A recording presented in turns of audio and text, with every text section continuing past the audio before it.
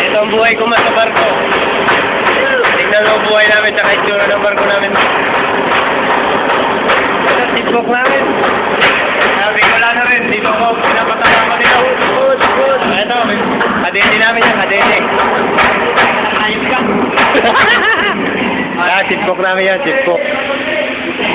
Ayan ang itsura ng barko namin, magulo.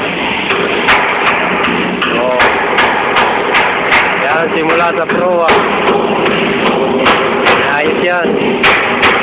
Lagi kami.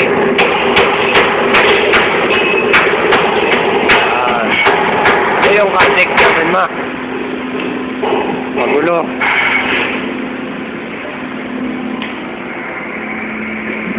Yan, dadali ko kayo sa makina para makita nyo yung ano yung ginagawa. Ito yung isang makina namin. Yan. Yan yung natira. Yan yung pinalitan. Ngayon, ito yung bagong makina namin. Yan siya. Ni-install ba yan? Dalawa yan, ma. Kasi yan sa kabila. Yan yung nakatakip. Hindi pa nabababag. Nasa machine siya pa. Yan ang itsura ng makina namin. Wala pa. Yung mga pipings yan, i-install pa. Matagal pa yan.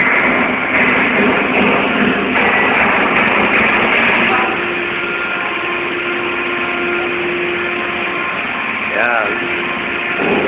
Eh, mga piyesa ng makina namin, pinungkal. Ito yung mga gwapo sa makina. Nagilaw naman kayo sa nanay ko. Ang bihira. Ito, gwapo to. Pwede ko to ipugaw.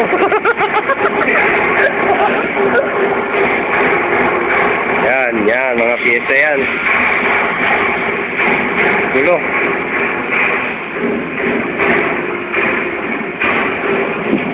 Yan, yung ilalim ng barko namin. Naayos.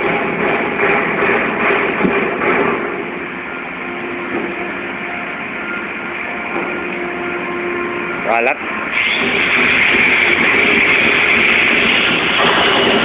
Gulo mo, ano? Pero okay lang yan. Kaya-kaya ng anak mo yan.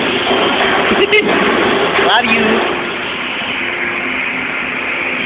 Yan pa.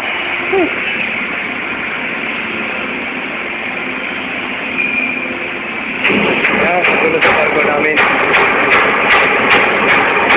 Madadaling kita doon sa tinutulugan ko.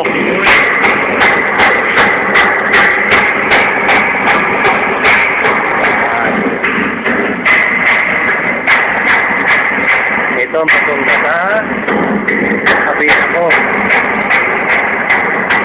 Boy, diba kainin no? Mama, yan yung boto namin. Papabisit na ka sa araw? Ito, kabina to ng chipbook namin. Nanoy, bakit nanoy? At ito, ang kwartong tinutulugan ko. Magulo pa. Yan, higin natin ang ilaw. Yan. Yan ako natutulog, ma. Ay! Yung brick ko! Ayan. Yan. Para makita mo. Yan ako natutulog. Yung magulo pa, kaya... Yan nyo. Okay ba? Kakain mo na ako at may gagawin pa ko mamaya. Bye-bye.